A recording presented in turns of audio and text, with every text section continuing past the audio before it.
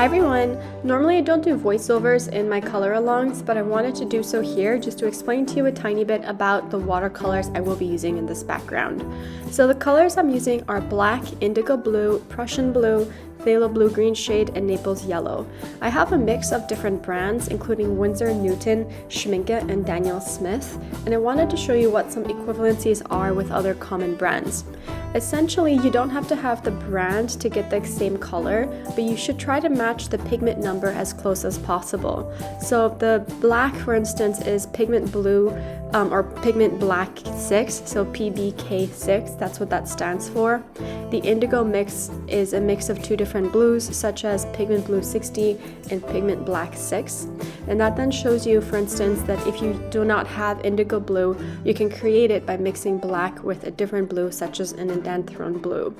The colors' names are also different across different brands. For instance, with the phthalo blue green shade, which is PB153, the Winsor & Newton will call it Winsor blue green shade. Schmincke will call it heliocerulean, and things like that. So the names do change depending on the brand, even if the pigment number remains the same. So the colors that I'm using here, of course, are black, pretty self-explanatory, and indigo blue, which is a nice dark blue. If you don't have it, you can mix it by mixing a blue and a black together.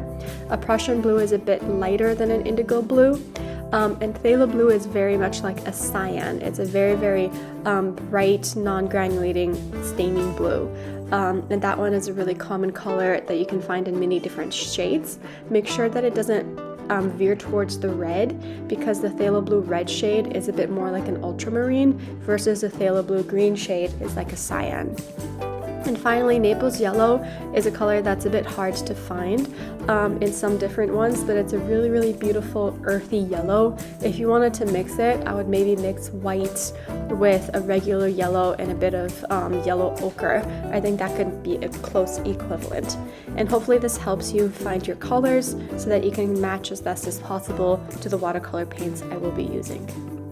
My second piece of advice for doing a galaxy effect in your background is to have a good reference photo.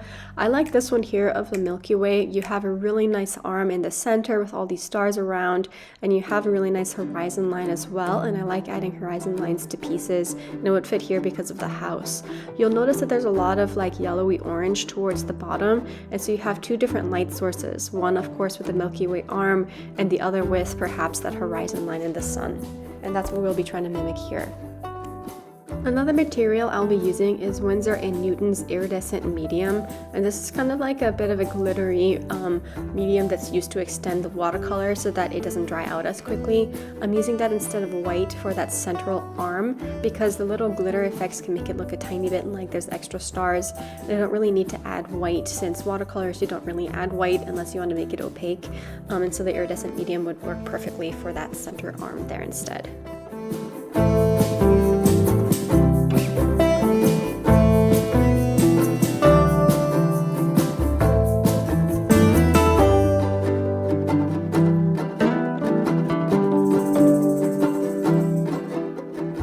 I'm next adding some of that Naples yellow to the outside edge of the arm to try to build in some of that brightness and the color around it as well.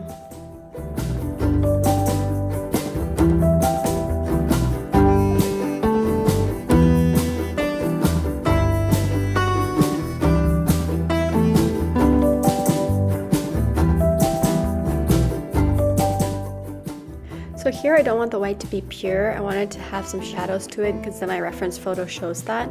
So I'm dabbing in a tiny bit of Payne's Gray that's been really watered down to add some of that texture and shadow to the center. And here I'm going for some of that lighter cerulean blue. And so as I'm mixing it in, it does mix a tiny bit with that yellow as well. So watercolor does kind of create their own gradients too after a while. You're trying to go from light to dark here, so the lighter blues, which is my cerulean blue, and then the Prussian blue, and then the indigo blue, and then some black. And so it kind of extends towards the black towards the edges of this page. And now I'm trying to mimic some of that sunrise or sunset that I have in the reference photo, so I'm adding in some of that Naples yellow towards the horizon line. I don't feel like I need to color all the way to the edge of the paper because I'll be using a marker to create that black silhouette later on anyway. So I'm mixing some orange with that Naples yellow to create a softer gradient and not have it be such a bright orange, but that also helps with the whole horizon line effect. And I'm just kind of playing with the transition between my two light sources here of the arm going down and then the horizon going across. I'm now adding in the Prussian blue, and so I'm having that also mix with the orange a tiny bit because anytime you let the colors mix, it helps with the transition.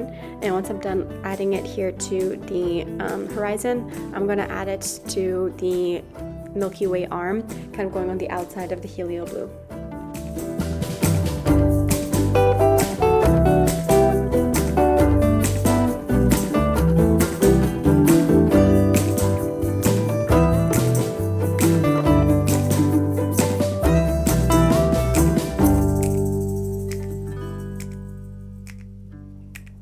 I'm now adding in that indigo blue, and after that I'll be adding in some of the black.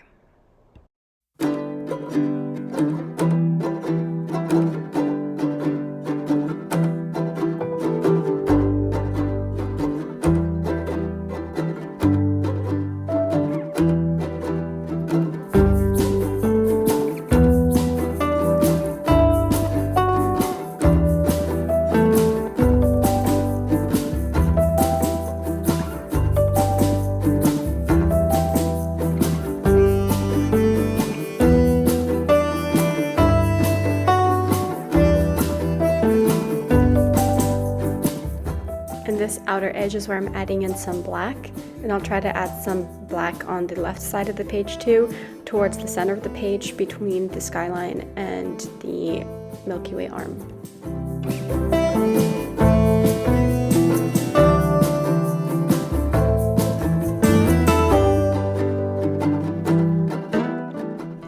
And here I decided to add in some more of the Prussian blue towards the horizon line so that there's less yellow. Just for me, it felt a bit more balanced to have a bit more blue in the sky instead.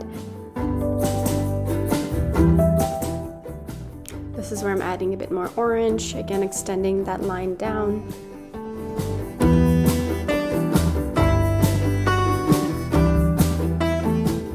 So now that I'm happy with the colors in the background, it's time to add some of the paint splatters for the stars. I'm alternating between flicking some white ink from a paintbrush with some from a toothbrush, and this creates two kinds of stars. They're a bit thicker if they come with the paintbrush, and they're a bit thinner and spread out if they come with the toothbrush. And so this just adds variety if you have the different shapes. Also, I'm adding it on while the paint is still wet because that helps the paint dissipate a tiny bit and become a bit more transparent. And later on, I'll be adding in stars with an acrylic paint pen. And when you have your more transparent stars with your more opaque stars and stars of different sizes and different clumps, it really does add a lot of variety to this Milky Way starry night galaxy. And here as a final step, I'm adding in some more of that Payne's Gray to the center line. Again, because the reference photo shows there's a lot of shadowing in the Milky Way arm, it's not a bright white line.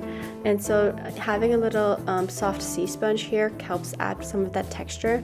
And so I'm just dabbing on that gray and mixing it out until I'm happy with the final result. This is the end of my voiceover. The rest of this video will be with subtitles as per usual.